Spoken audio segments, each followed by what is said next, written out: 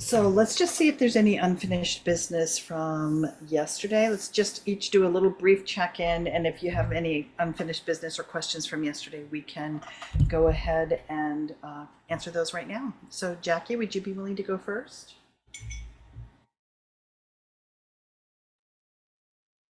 I don't really have any questions from yesterday. Okay. Um, yeah, Okay. I have a question for you. Did you ever connect with Sean Klossing doing I the Milwaukee? did. You did? I did. I'm very excited. I'm going to help her for a few days at her spirit camp coming up in the beginning of August. So I'm Awesome. really excited to be able to jump in and help her with that and get started right away. Good. Good. Glad Yeah. to hear that. Okay, Annabelle, would you like to go next? Sure. I don't really have any questions. Okay. All right. And Kristen? All's good over here. Yay! Okay. So let's just go into, I'm going to screen share.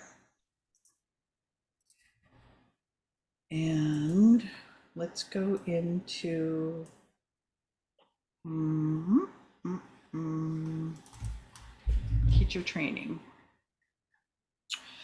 So I just wanted to make sure everybody knows, like you've all got the master access to come into the master folder here. And I just wanted to make sure that all of you have that link, you guard it and take good care of it because you'll always have access to everything here. And this is where I make updates and changes to anything that goes on in your manual. So I did make a comment that I'm updating the shamanic journeying part of the manual the next time it goes to print. I have enough manuals to do my August teacher training program, and then the next one after that, I will be um, revising the shamanic journey part of the module, and then it will come up in here.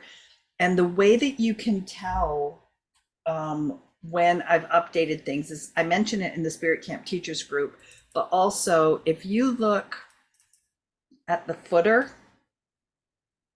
you can see this hasn't been updated since last summer.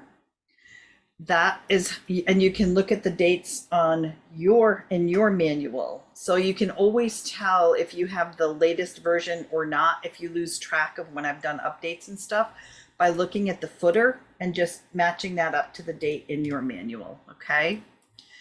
All right, let's come back to here. So one of the things that I wanted to go through in this folder is some of the stuff that's in here that's not in your manual, because there's a ton of information on the online folder. You just have to take some time to go exploring. But these are videos of me and, oh, Kristen, Linda Hewitt's the one that was here with me that day when we were filming these. These were taken in my condo a couple of years ago when we were prepping for our spirit camps together. So these are videos of her taking pictures of me prepping all of the craft projects for Spirit Camp, and me just explaining how I do it, the quickest way I've found to do it. So when it comes time to you doing your Spirit Camps, if you have a question as to how do you do this and make it efficient so you can, do 40 of these at a time, this is where you can go to find all of that information, is presetting all the crafts. These videos in this folder explain me talking to you about all of the different parts of the business of Spirit Camp, so that if you have going through your folder, your manual, if you have questions about how you want more explanation or something, you can come into this part of the business of Spirit Camp and look at videos of me talking about every single part of that part of your manual for you. And then you already have these pictures in your manual. This is an important piece of paper for anyone who wants to know how I got my curriculum into the Kennebec Montessori School. And I did it by taking social emotional stuff from Spirit Camp and adding a couple of other things to it. And presenting this grant proposal as a way, this was a peace grant. So I brought this proposal to the American Montessori Society as a way to create inner peace or help nurture inner peace for the children. So this is the actual grant proposal that I wrote. So you can see how when you're trying to like crack the code and figure out how can you get this into schools, your easiest bet is to start with a private school, because then you don't have to deal with the Board of Education, and this will help you do that. Hang on, every time I open one of these documents, I'm like multiplying tenfold here, all the tabs that are open. Okay, then this document, Stories from Spirit Camp, does not exist in your manual, but these are the stories I share in my webinars. These are the stories that I share in the teacher training program. And these are the stories that I gift to you to borrow from me until you have your own stories that you can share with parents. So if you want to talk to parents, or you're doing a presentation to a parent group or something, you have my permission to just copy and paste, for instance, one of these stories and put it in a handout you're putting together for parents. Or you could even put in an email you're sending out to parents. Here's an inspiring story that happened at a Dancing Jaguar Spirit Camp. And that, so I give you guys permission to use these until you develop your own stories, because these are the beginnings of a book. I'm going to be writing a book about the way that this program impacts children, their families, and the community at large. Okay, these are the registration documents that are in your folder, and I took gender off here. I had when I first started Spirit Camp, there was gender, and I took that out and put preferred pronouns in here. So you should have everything you need in this bundle of registration documents. And I have only ever had one parent come get their child because their child was just too unruly and unsafe to have at Spirit Camp. So it's the expectations that we have for the children are right here. And oh, I'm gonna write something. Hang on, I can't do two things at once. This is just for future manuals.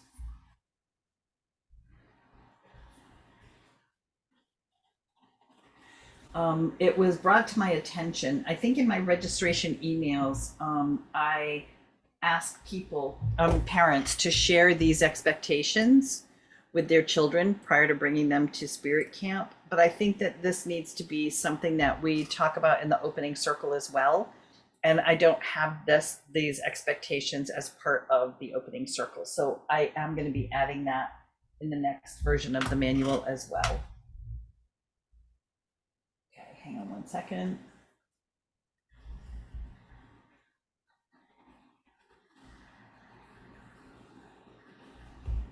Okay, let's see. The last but not least, I want to share with you this break-even analysis. I don't know if any of you have had a chance to look at this yet. I'm going to use the one that's, oh, this is the one on Google Drive. Okay. So there are formulas that are in these. So when you go into this folder and you see the break-even analysis, please download it. Don't change this document, because everybody is using this document to see how the formulas work. So download it to your computer. All the formulas will be there, and then you can mess with it for your camps yourself. But I'm going to show you how this one works down here.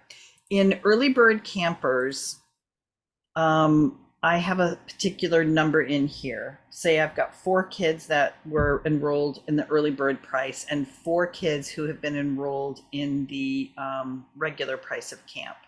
If you go up here and you see for income under camper fees, you see $23.80. That's taking the 4 campers in B25 times 275, because that's the early bird rate, and adding it to the number of campers in B26 multiplied by 320, because that's the regular rate of Spirit Camp. So that's how much income I'm projecting I'm going to get from registration in that camp. So let's just see what happens if I put early bird campers to 5. You can see how that jumps up the income right there. So don't mess with the formulas, just download this, and then you can start playing with these numbers here. Now, I use a registration software program that charges 0.0625% for every single transaction that when kids are registered through that program. So this figure will also change with my number of kids that are being enrolled. If you're not using that particular registration software program, then you can just delete that line altogether. And then there's a lead teacher fee. I mean, that can be anything you want it to be. An assistant teacher fee, travel expenses, because when I travel, I need to include my travel expenses in there. Gifts, if I'm traveling to a location where they, like when I go to, when I used to go to the cities in Virginia, I couldn't be going around and hanging up flyers and doing stuff like that in the communities because I live a long ways away. So there would be somebody from the churches that I would rent space at who would do that on my behalf. So I would always purchase gifts, maybe a gift basket from State of Maine things, and give those to the people who are really helpful in helping me promote Spirit Camp. The facilities charges is the rent you're being charged by each facility, and that's going to change all the time as well. And that's something to talk about a little bit as well, because sometimes there's a flat fee. The Montessori school just charges me $250 for the week to do a Spirit Camp. Sometimes there's a percentage fee. When I go to the Unity Church in Charlottesville, I'm charged 30%. And that is a camp that was one of my larger camps. So my fee for that church, the last time I taught a Spirit Camp there, was $970 was the rental fee for that particular location. So that varies widely depending on the facility. So anyway, I just wanted to make sure you guys know that they're clicking inside the links where, I'm going to change this. Hang on. Okay, this says that what you're doing is adding up the number of campers, B25 and B26, and multiplying it by 28. Originally, like pre-COVID, that was 23. That $23 figure is how much it costs per student to buy all the materials per child for you to teach Spirit Camp. Now it's up to 28. Prices of gemstones have gone up, and if you do the aromatherapy module, it's $28. So that's a little bit different post-COVID as well. So that's the figure that you want to be working with when you're looking at your costs for holding the camp. And then obviously, if you're taking out ads, you have to be putting your ads in here. So what this does for me is, as I'm putting in the numbers here, it tells me how much I'm going to make in profit to be doing this particular camp, and what my minimum numbers of students has to be. So I can be playing with these figures when I'm trying to figure out what my minimum number of students is going to be. Play with these as I start promoting the camp and like setting the dates and stuff. And then I can even tell the facility ahead of time, I need to have at least 10 kids in this camp, and like, and have 3 of them be in the early bird, but I need to have like 7 kids that are paying full price for this camp before we can move forward. And I always set my cancellation date usually about 10 days ahead of time, so that parents have time to make other childcare arrangements. But hopefully that doesn't happen, because we really want kids to be coming. So even if the camp is small and I'm making a smaller profit, I usually go ahead and do the camp anyway. The only time I cancel them is if I'm going to lose money if I'm doing a camp, especially if I'm going to a new market. For me, it's always important to be building up my contacts within that market. So as long as I'm making a salary for that week, and even if I'm just breaking even on the profit, I'll usually go into a new market because I know the next year parents will all be talking to each other and I'll be able to make more of a profit the second year I go into that one. Okay, does that make sense? Eva, I have a Yeah. question for the lead teacher here. Is that for the week? That's Uh, for days, like $600 for 5 days? Yeah, yeah. And that's just a number I just threw in there. I mean, you can put anything you want in there. That's you. So you can put anything you want in there. Oh, the lead teacher is essentially you? Yeah. Oh, You're I the- thought that was the person that was helping. No, because I have assistant teacher I down got here. it. I got it. Okay. No. Okay. I see. And I have only had to pay an assistant teacher twice at the Unity Church in Charlottesville, because that camp that I just told you about, that I had so many kids and the rent was 30%. In that particular camp, there were only 13 kids registered for the camp on Saturday. The camp was going to start on Monday. I had 5 kids with special needs all enroll Sunday afternoon. And I knew that the teen helper that I had when I had 13 kids and there were no special diagnoses with any of the other kids, I knew it was not going to be enough. So I reached out to someone in the community that I knew, because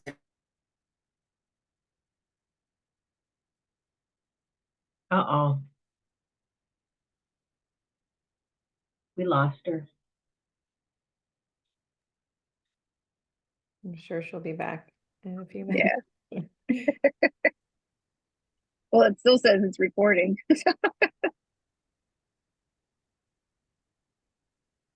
Jackie, do you know how much the camp that you're supporting, like what they're charging for the week?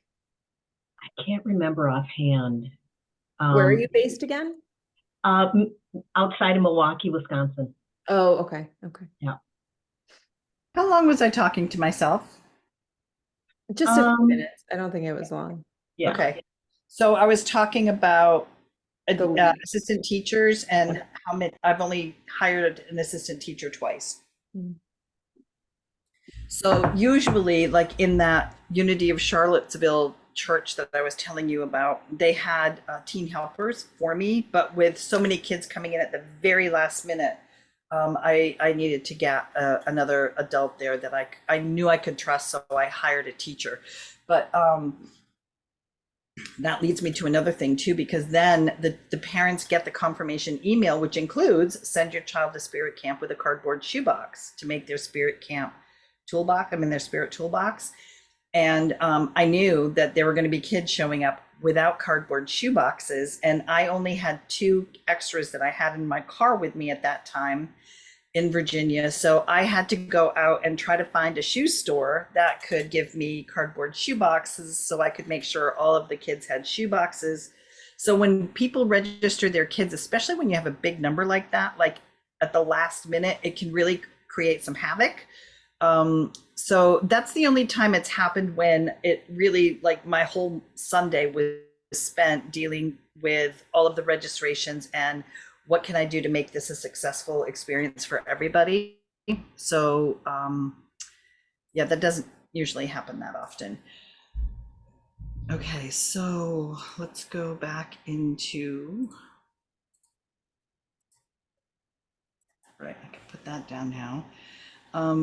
Okay, so all of that information is here. I want to show you in here in the Business of Spirit Camp. This is where all your links are. If you haven't had a chance to go in here, I'm just going to hit the highlights as you're going through this. I think I've already mentioned that Unity Universalist churches, metaphysical churches, like those churches love Spirit Camp. So those are my very first people to go to when I go to a new community in a new market and I'm trying to find space to rent Spirit Camp. Also, private schools like Waldorf's and Montessori schools, nature schools, those are all really good places to reach out to as well. I have taught spirit camps in 2 different parks and recreation departments, and those are really good too, because they do all the work. Each Parks and Recs department has their own website. They have their own like little newspaper that goes out within the community inside the regular newspapers, or it's left in like convenience stores and stuff all over the community. So if you can book yourself through a Parks and Recreation department, your work in terms of marketing and promotion really goes down a tremendous amount, because they are like a whole force that's out there helping you promote your camp. And they usually do a summer camp fair where parents can come and meet the people who are hosting all of the fairs for the Parks and Rec department. So it's a perfect opportunity for you to be able to meet face to face and connect with some of the parents in the community.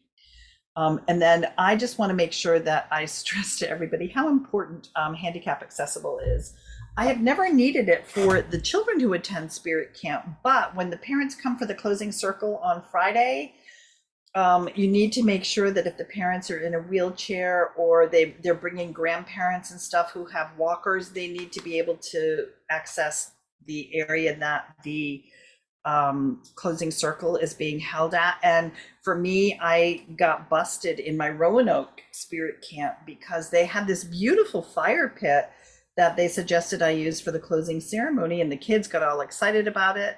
And after the closing ceremony, I was told that one of their fathers sat in the car in the parking lot because he was in a wheelchair.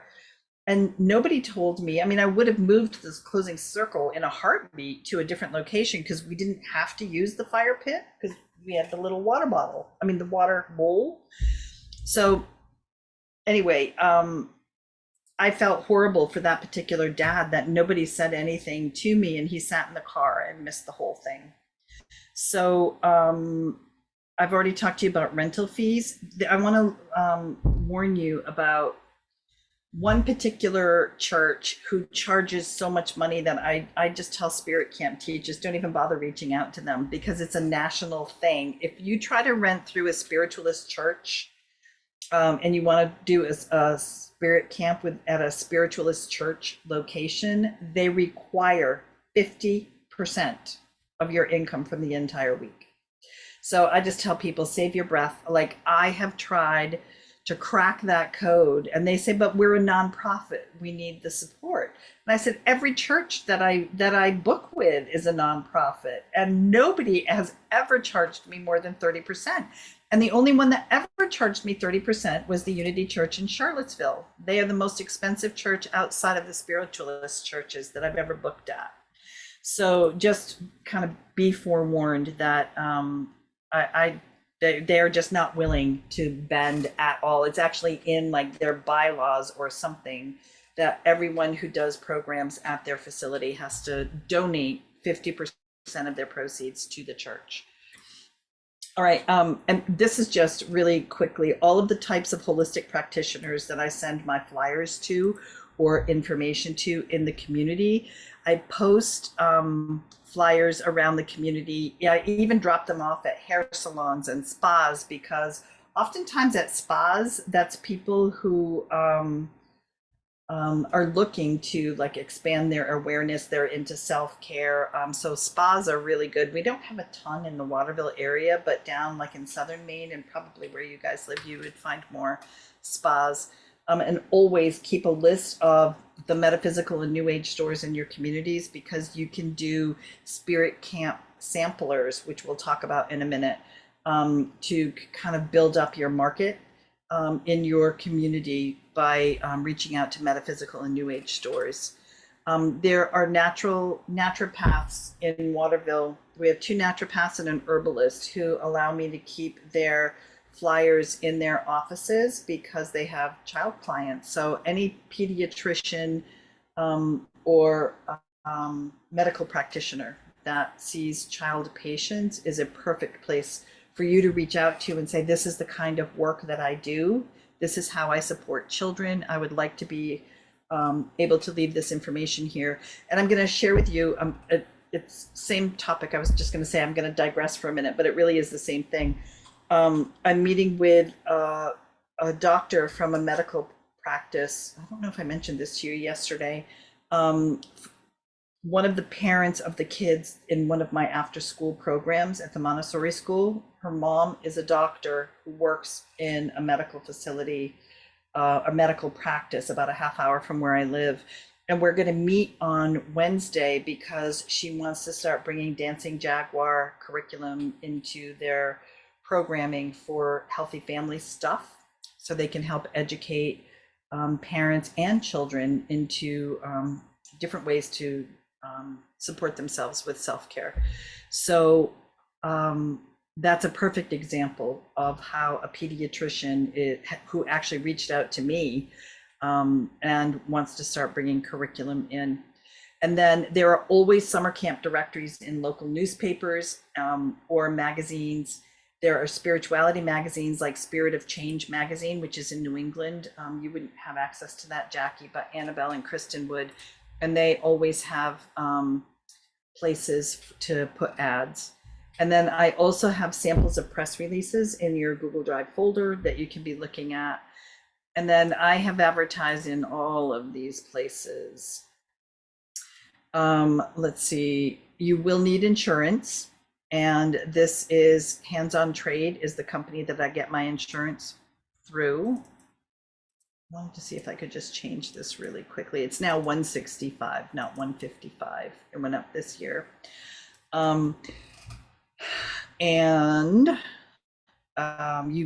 You will be asked if you're CPR and first aid certified for kids when you start renting from facilities to do spirit camp. Okay, then we talked about the registration forms. You have everything you need on those registration forms. If there's anything missing that you think needs to be added, please reach out to me and let me know. So when I teach at the Yarmouth Spirit Camp the second week of August, or first week, I don't know, starting August 5th, they charge me because they handle all of the registration. So active registration software takes 6.25% from them for their transaction, but then they charge me $6 per student to be able to process and handle all of the administration fees of them doing the bookkeeping and sending out the emails and the marketing and the promoting. So those expenses chip away at your bottom line. So I just wanted to make sure that you are aware that there may be other costs in there if there's somebody like a private school who wants to handle the registration fees for you or the registration process for you. And then I've got just a short section here on if you are somebody who wants to get a resale license and be able to sell products like I showed you the Moody Cow gift pack that sells like hotcakes. I know for people in the state of Maine, this is the road that you would go down. So if you're in another state, you would just kind of follow that path. And then these down here are the wholesale companies that I purchase from. Many people ask me about the staffing requirements for Spirit Camp. I always suggest that there are 2 people at all times on hand with the kids, just for liability purposes, but also because it's a really hands-on camp with all of the craft projects. There needs to be a lot of hands helping little kids. So I usually have 2 people. If it's a smaller camp, like me and 10 kids, I might just have a teen helper. But like I said, when it gets up to more and more kids, that's when I rely on having an adult come in and help me. And in the state of Maine, there are so many spirit camp teachers that I can just contact somebody and ask them if they want to come in and help on any particular day or something. And that particular program in Yarmouth, that I leave that camp open for any teacher that wants to come in and start teaching during that Spirit Camp week. You are certainly welcome and invited to come do so. I mean, Annabelle, I don't know if you're close enough to be able to do that, but I know Kristen is, and that opportunity is open for you, Kristen, for sure. Annabelle, are you close enough to come to Yarmouth to do some teaching if you wanted to? Let me Google it. I have no idea how far Yeah, it's it is. about 12 miles north of Portland. Oh yeah, that's probably a little far. Where are you, Kristen? I'm in Lewiston. Oh, okay. Where are You're you, in Annabelle? Massachusetts, right? I'm in Harvard, Mass. Oh, you're in Mass. Okay. Yeah. Okay, and here is something that I added to the registration forms, but it's also here for you as well when underneath the staffing requirements. Oh, let me just talk about the ratio first. Just because there's so many craft projects where we're using hot glue guns and little kids don't use hot glue guns, I like to have one adult for every 6 kids in my camps. Um, and that also is really helpful for if you have children with a difficulty sitting down and being in circle for a half hour, because the opening circles are about a half hour for every day. Then you have an extra adult who can help. And I don't usually have any issues with adults needing to take a child away from the circle, except the only exceptions to that is when I've allowed 4-year-olds twice to come to spirit camp and the parent came with them. It was too much for the 4-year-old to sit in circle for 30 minutes. So the adult, the parent, took the child and they went and played somewhere else. But other than that, my secret to helping children stay focused if they're having a difficult time is to have one of the adults that are at circle with us just go sit beside the child, and just having the adult's presence right next to that child is a really big helper for the child to maintain their focus. And that usually 99% of the time will help calm any activity that's going on with kids who are just wanting to get up and start running. But if there is a child who has a one-on-one aid in the classroom setting at school, we ask parents, it's right in the registration forms now, to please provide that for their child at spirit camp, because we don't have the staffing to be able to provide one-on-one support, and we want every child to have a successful experience at spirit camp. So if that is something that the child is used to having in their classroom, we ask the parent to provide it for spirit camp as well. And then this is what I was telling you about, where all the links are for you to be able to just click on a link and go find where I've been buying my products from. So let's just click something. I haven't clicked on this in years. Let's see if it still works. Yep.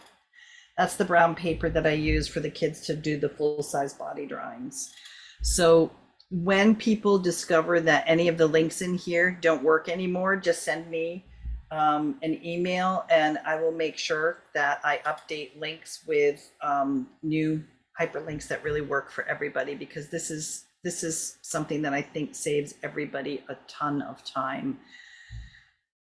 Okay, so I think that's all I have for you guys in terms of that. And when was that? Oh, and this was just updated in April. So this should be like good to go through all of this summer. And then maybe some of the Amazon links or something might have to get changed for the next version of the manual.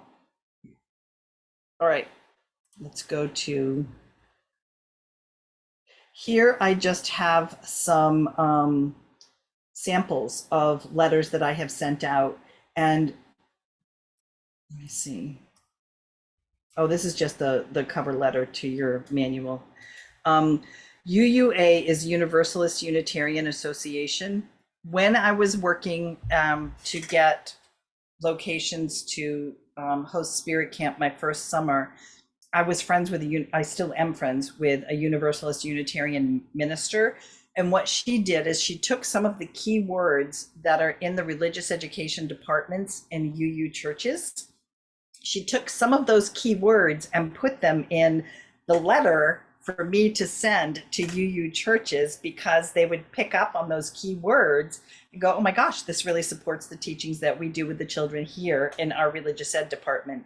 So there was help from a UU minister in writing the information that I used to send my stuff to UU churches. So I think that's basically all I wanted to go through in the business of Spirit Camp. Is everybody good with all of that? Cool. Okay. So let's go back in here.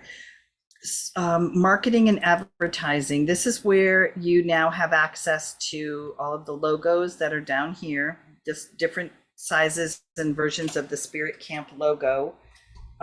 This is the UUA description again. I just stuck it over here too. You've got the stories from Spirit Camp in here, but you've also got testimonials, and you can copy and paste some of these testimonials if you need to until you start getting your own testimonials. And then, my expectation would be as you develop your own clientele and you start experiencing your own stories and getting your own testimonials, that mine would drop off and you would start putting your own in those places. But you definitely have my permission to use them in the meantime. These are introductory letters that I've written to practitioners to see if I could drop off brochures at their offices, samples of press releases that I have used in the past. Description again for UU churches. There's help from a minister in there in wording that. There's a couple of different paragraphs in there. And these are different ways that I have been describing Spirit Camp to people over the years. And you can start, because people are going to say, what is Spirit Camp? Is it Vacation Bible School? So you have to start finding the words to be able to explain what it is. So I just kind of gave you some verbiage to practice with that I have used in the past. This document here, I have these printed out on different colored cardstock. They're actually die cuts, I think, that I had done at Staples. But they're different colors. And then I get organic lollipops when I go to the Natural Living Expo in Massachusetts. And I put the organic lollipop right here, and I attach the lollipop to a floral pick so that there's this colorful flower with affirmations on it with an organic lollipop that's on a flower pick. And I make a planter, and there's a sign that says my affirmation garden. And when kids come to my table at the Natural Living Expo, I'll ask them if they know what an affirmation is. And I focus there with the adults and ask if the child can have an organic lollipop. And if so, then I tell the child to read all of the affirmations and say one that will make them feel really good to be them today. And then the child will pick one and read it. And 99% of the time, when the child says the affirmation, they will get a big smile on their face. And I say, see, I told you, an affirmation makes you feel really good about yourself, doesn't it? And then I turn to the parent, because that's the hook. I turn to the parents and say, that's just a really small example of the work that I do with children to really help children connect to their inner world, to help them feel confident in showing up, as their authentic self in the world. And then I've got the parent's attention while the child is playing with taking the lollipop off the flower and opening it. So the child is busy doing something, and I've got the parent's attention right there. So I usually only do that when I'm doing my big events like the Natural Living Expo, where there's 5,000 people that are going through over the course of the weekend. I usually don't do this for my really small events, but it's a great marketing tool for you guys to use as you're moving forward doing your spirit camps.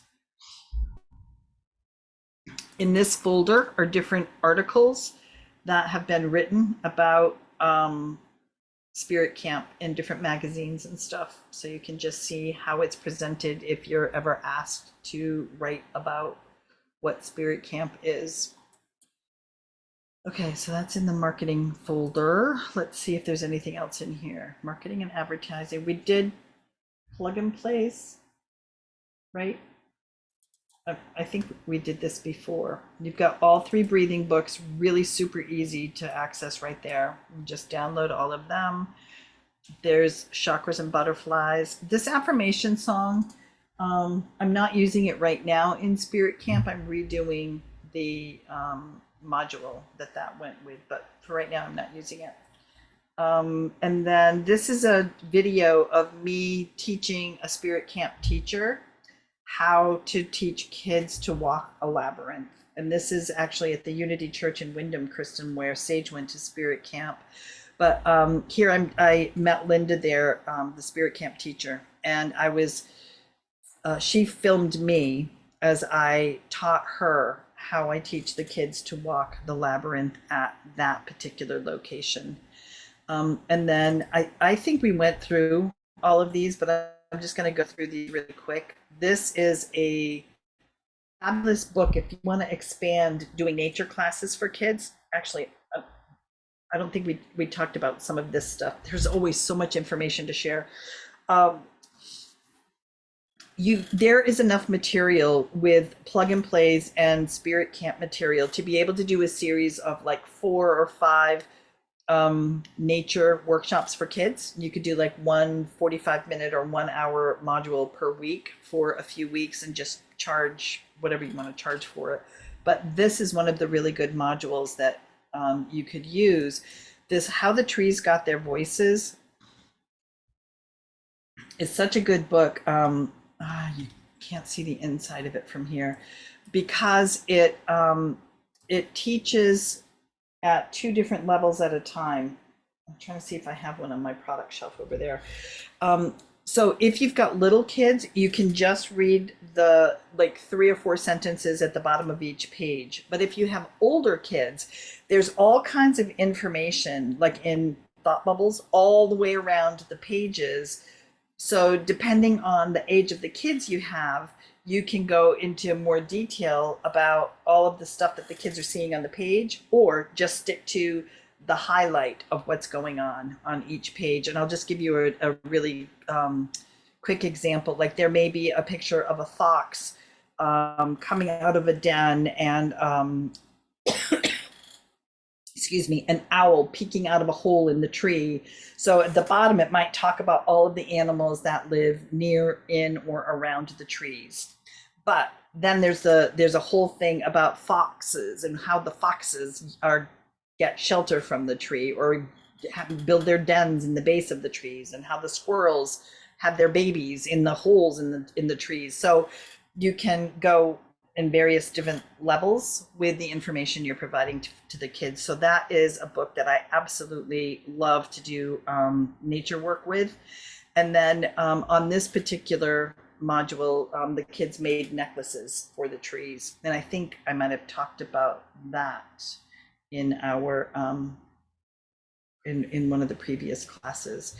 And then these are the affirmation cards that are created for Spirit Camp. I think they're in your day 4 folder because we use these in the opening circle, and they are also in the plug and play modules.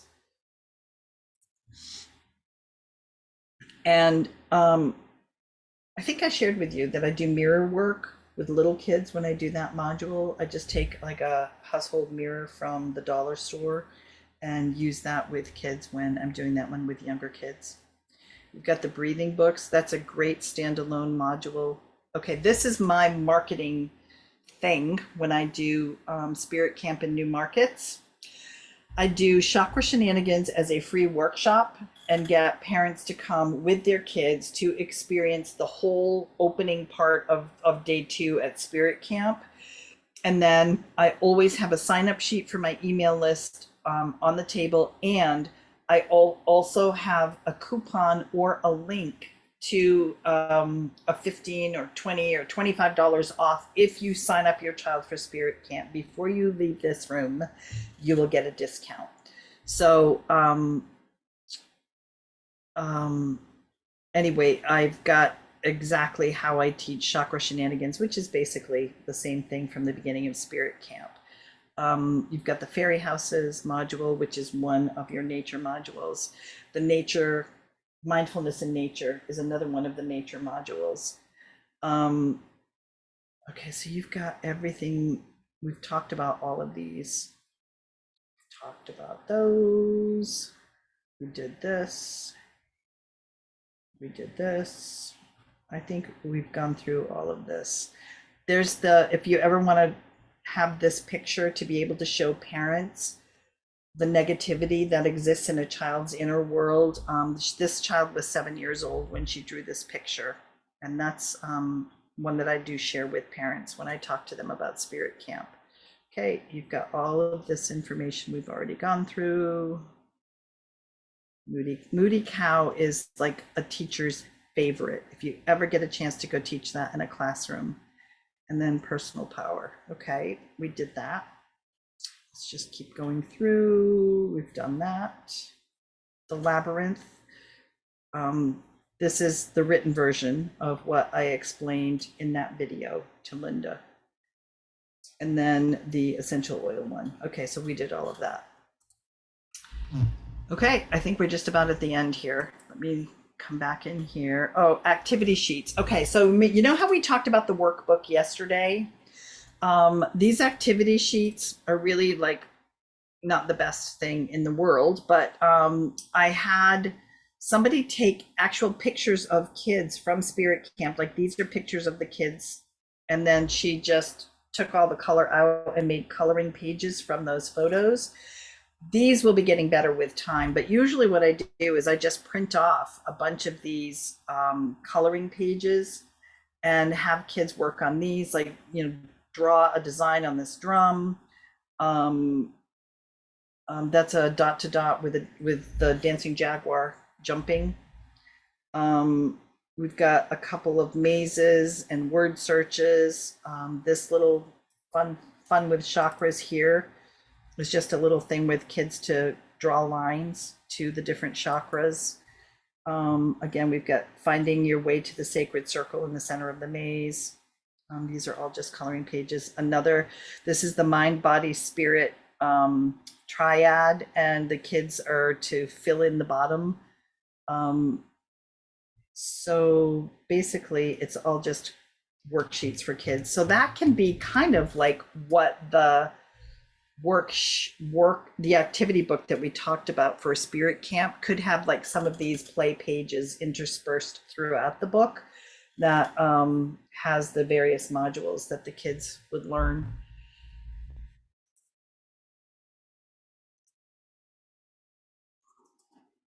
Okay, that's everything. Everything that's in there for you, I do believe. Any questions over any of that? Yes? No?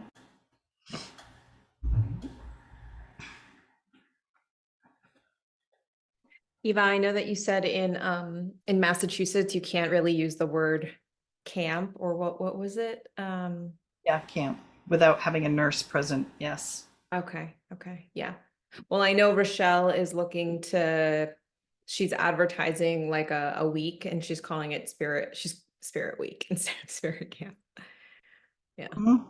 Yeah. If we were to, Okay. because I think the way I'm thinking about it right now is I would like to do like, I don't know, 4-hour long workshops or something on like particular days when kids have like, it's like those days off, like the Columbus Day or it's those days when like parents still have to work, but the kids are off.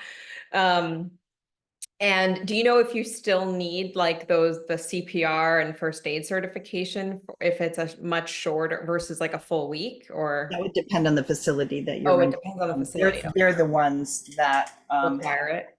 requirement. Yeah. Okay. Got it. Okay.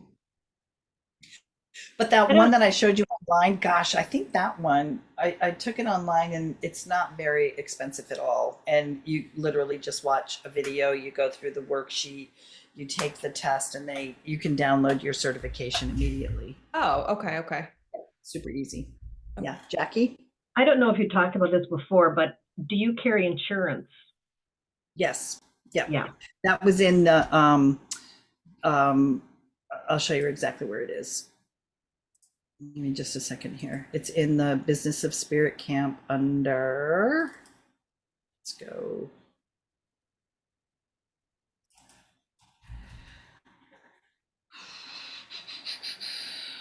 Right. Did I just pass it? I think it's, yeah. Sure, it's right here. Yep. So most facilities require $1 million liability insurance. So Hands on Trade is the company that I'm insured through, and I can even show you.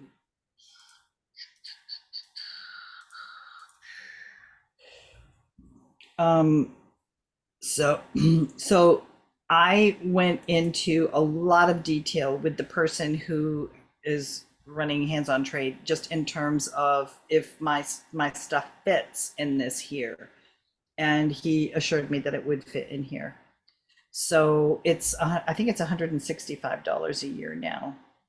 And anytime I need to provide proof of insurance. Like you can see here, I just did a workshop using one of the Colby College spaces in town, and I had to make them an additional insured on my policy. And when I do that, I have to pay $10, and then I can send that certificate of additional insured to Colby College, so they know that everything is good. I've got the insurance. It's $1 million liability, and what did I say here? $1 million property damage and $1 million liability. And most facilities that I rent from require that. So, yeah. And so Does that you answer your add question? on the facility as, because I have insurance because I do Reiki and I do all the other form like modalities, which I get every year. But I know that there's a section on there that asks like if I have to add in someone out like else or some other facility to the insurance policy. So it sounds like that's what you do on an Yep. ongoing basis, depending on where you're holding the space, holding the event. Mhm. Okay. Yes, and then that certificate of insurance is good for a full year. So I just did that last week in Waterville. I used a space for a free workshop in downtown Waterville, but now I don't need to do another proof of insurance to Colby College for 12 more months because they'll have that on file. Okay. Okay. Any other questions? Oh, I see somebody wrote something in the chat. I didn't even see that. Who do you go to with your grant proposal? My grant proposal was sent to the American Montessori Society. It was about, let me see, it was a form that you could download Oh, or that you filled out online, and okay. then you attached your information, providing all of the things that they wanted in your grant proposal. You attach that to your proposal on the website, and it didn't take that long for it to get approved. It was pretty cool. It was pretty quick. But if I were going to, well, because individual schools, well, I can only speak for the school that I work at. That school doesn't have any kind of a grant program for me to say, I'd like to see if I can apply for a grant to teach at your school. I would have to go to one of the associations that that school is a part of, which would be the American Montessori Society, or there's another one. American AMS. There are two Montessori societies in the U.S. The school that I belong to is a part of AMS. I can't remember the initials for the other one, but you could go to their website and ask, or you could even go. What I would do, I guess, if I was starting cold, is I would go to the head of school. They don't call them principals or anything like that. They call them head of schools. I would go to the head of school and just see if you could schedule a meeting with them and talk about the kind of programming you would like to bring into the school, and that somebody else that you know who does the same teaching has already been approved by the Ursula Thrush Peace Grant. That's what And you, I would, yeah. yeah. So I would make contact with the school specifically, because if you're going to be writing a grant proposal to take curriculum into their school, I mean, they're going to have to be a part of it anyway. Make sense? How often do you go there, or yeah. Well, that's how I started teaching my stuff there, was through the grant proposal. And the grant proposal included purchasing all of the materials that were needed for a number of modules, Okay. like the breathing books, like master copies of the breathing books, and then teaching the teachers how to use it, and how those 3 different breathing books are, one's for the teacher, one's for 3 to 6-year-olds, one's for 6 to 12-year-olds. So they got this little like half-inch binder that had 3-hole punch paper in it, like much like your manual, on how to teach each one of the modules that was approved to bring into the school. So they had the book, like Moody Cow. The book itself was in there. They had enough materials. I think we did plastic jars to do one for each child. The glitter packets, they already have Elmer's glue, clear Elmer's glue in the school. So each teacher ended up with their own little plastic tote full of Dancing Jaguar mindfulness and self-regulation tools and techniques, including the tingshas and the meditation bowl. So um, that was something that was provided for each of the classrooms. And then I did a parent workshop. I did a staff workshop, so everybody would knew what was going on and what was the kids were going to be taught. And then I started going into the various classrooms, teaching the modules one at a time. And then once everybody was fully on board with what the work that I'm doing with kids, teachers would just say, "Hey, I need a sub next Tuesday. While you're here, why don't you, use my kids as your lab rats and see if there's something else you want to introduce, and you can try out your new stuff on my kids in my class. I totally trust you to do that." So that's where I have been starting to develop my new material, a new curriculum that I'm packaging and putting together for teachers for future use. So yeah, it's a really nice relationship that's taken years to develop. It's taken probably, I did all that pre-COVID. So, I mean, COVID really interrupted that whole process, but I would say that grant probably was in 2018 or maybe 19. Okay. So you taught the parents, the staff, and then on top of that, you then went and taught the individual modules to the classrooms. Yes. Okay. Yeah. Okay. Any other questions? Is that something that we would want to do? Teach the teachers? Well, I think it depends on your relationship with the head of school. I think if, in order for the teachers to feel really confident about the work that you're introducing to their kids, I think it makes sense for you to present the information in a teacher's workshop.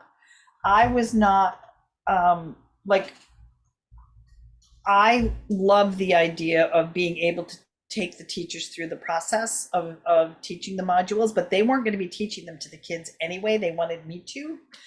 So I had 90 minutes to go through and tell the teachers about all the modules that were in their little notebook that they were getting, and tell them briefly about each one and what it was going to do for the child, how it was going to support them as a teacher in their classroom, and why it would be an important tool to share with the parents as well. So we were really getting it from all angles. And I think it would be great if you were able to connect with the head of school like that and be able to develop a relationship like I have with this school. And because this is the school that came to me and said, "Would you be willing to teach a mindfulness program?" So this past school year. And then they came to me and said, "Would you develop an after school program for us? Because teachers and parents are saying COVID really impacted these kids. They need to have more social skills. They forgot what it's like to build friendships. They're missing all of those tools. Can you create something for the kids and do an after school program?" So, and now I've got this medical facility coming to me and saying, "Can you do this for our facility?" So if you can get your foot in the door, like that grant, I didn't make any money on that grant, but it got my foot in the door. And now I'm building a whole community of people that are coming to me and asking me to create things for them.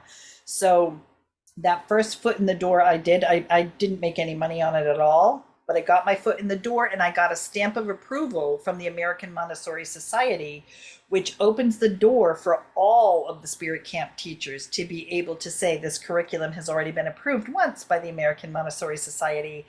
I would love to get it approved for this particular school that I'm going to." Make sense? Yeah, like at her school, they have after school programs, and they're things like yoga or Lego. She'll do cooking class or whatever. And I wanted to bring in something into there, and I don't think it's as any parents are teaching things. I don't think it's as, but I think it would be a good way to sort of, do 2 hours once a week or something with them. Yep. And And I'll give you guys a sneak peek. Let me find it first, and then I'll give you a sneak peek of what my graphic designer is putting together. because it's pretty impressive. I have a lot more questions about the school thing because I'm really interested in it. My youngest goes to a like a preschool, but they have a very nature focused program versus more on like heavy on curriculum, and there's lots of arts and crafts and lots of play, and they do yoga and they have like a yoga studio, right? And but the kids are small. They're, you know, 3 to 5. Mhm. And I think they do kindergarten, like maybe 3 to 6. But yeah, so my thinking is like, what would be good modules for a smaller age range? And I mean, I would think of just teaching the teachers, because that's actually what I've seen done there, is they take teacher weeks off to learn a new program that they then bring into the classroom. So I Mhm. like this idea of providing the teachers with the tools, with like their little box of what they would do, and then they're off and they're doing it as they see it fits into the school. So yeah, I wonder what the cost of something like that would be. Like what's the fee that you could charge for even just As a teaching? mindfulness teacher, they pay me $38.50 an hour. If I were to charge this like for a private client, because I mean I charge like 50 or $60 an hour if I'm working one-on-one with a child, but I really don't do that anymore because I'm too busy. But I Yeah, want to share with you what this looks like. Hang on.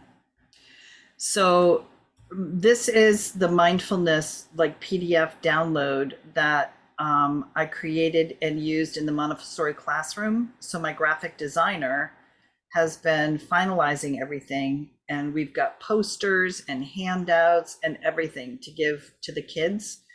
But these are for the kids 6 to 12. yeah. So these are not for the little ones at all. Yeah. And that, so this is just the first 4 classes. Let's say this class number 3, which class number 3 came along with Peace Day, International Peace Day. And there's the lesson on the labyrinth again. The school that I work at has a labyrinth. So we did the lesson on the labyrinth. And then there's they have a peace corner in every classroom. So there's the information on like how to do the labyrinth in the classroom. And then this is lessons 5 through 8. And what I taught to the kids, we've got posters again, handouts, worksheets to give the kids. And so that's lessons 5 through 8, and then 9 through 16. These are all just getting finalized and proofread now. So I'll be putting these eventually all together: mindful eating, mindful tasting, mindful hearing, body scans. Like there's so much information in here. I So love it. eventually I will be putting all of that together and handing it over. And now this year they want me to expand the mindfulness program to, I don't know if it's going to be 3 to 5s that they want me to teach or just the 5-year-olds, but I know they want me to teach the kindergartners. I'm not sure about the 4 and 3-year-olds yet. But anyway, so I will be having like a whole formal PDF thing that I will be creating throughout the course of the year next year as well. And then I also have the after school program that is not in a formal PDF thing like that at all. But I do have my after school program that I have been creating, which is not mindfulness at all. It is social emotional learning. So the kids are learning about how to be a good friend, but first of all, by being a good friend to yourself, understanding self-compassion, and I don't really do mindfulness in after school program because they do it during the school day with me. And then let's think how to set boundaries. What are boundaries? What is personal space? So it's more stuff like that that I have taught throughout the entire school year in the after school program. What is empathy? What is integrity? The different qualities of a friendship. We spent like 2 months on friendship, and when one was on what makes a good friend, how do you be a good friend? Then it was, what do you look for in somebody else when you're trying to, form a friendship and develop friendships? And then what are the different aspects of friendships? Compassion, integrity, honesty, vulnerability. So each week we would take a different aspect of it, and I had entire modules that would be supporting each one of those things. So there's a lot of information I'm developing right now, and I'm developing more modules for Spirit Camp in the metaphysical realm, because now I have a module on making sacred wands, wands that kids can use to like draw their own like boundary around their own personal space. I'm trying to see where, here, I'll show you this wand.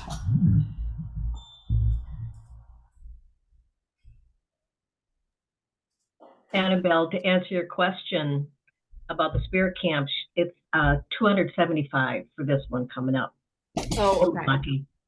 Okay. So this little wand was gifted to me by a Spirit Camp student, and then I was like, oh, that's going to be the next thing that I create. So there's a whole module. Gosh, I think it's like 20 pages long, because I have a story about a child who finds all the pieces of her wand when she's going for a walk in the woods, and then she puts the whole wand together. But then she does an incantation with it, where she does a guided meditation first, where she brings all of the power of love into her heart chakra, and then all of that love comes down her arms, and it infuses her wand with love. And then she has a little incantation, a little four-line rhyme that she says every time she wants to use her wand. There's the history of wands and how they came about. So there's like a 20-page module PDF document that just came out on sacred wands. There's one I'm creating on numerology. So like I am in creation mode like crazy right now. So I don't think you'll be hurting for material. You're going to have plenty to work with, whether it's more mainstream stuff or the woo-woo stuff, as you keep moving forward with your work with kids. I like the mindfulness. I'm looking forward to when that comes out, because I really would like to get into schools. And make it just, if it's possible to make a bigger impact where it has like a lasting effect, and it's not just like one person always delivering the content, but then you have like a group of teachers that can deliver it as well, then it's almost like it just continues to duplicate over time. Like that to me sounds like super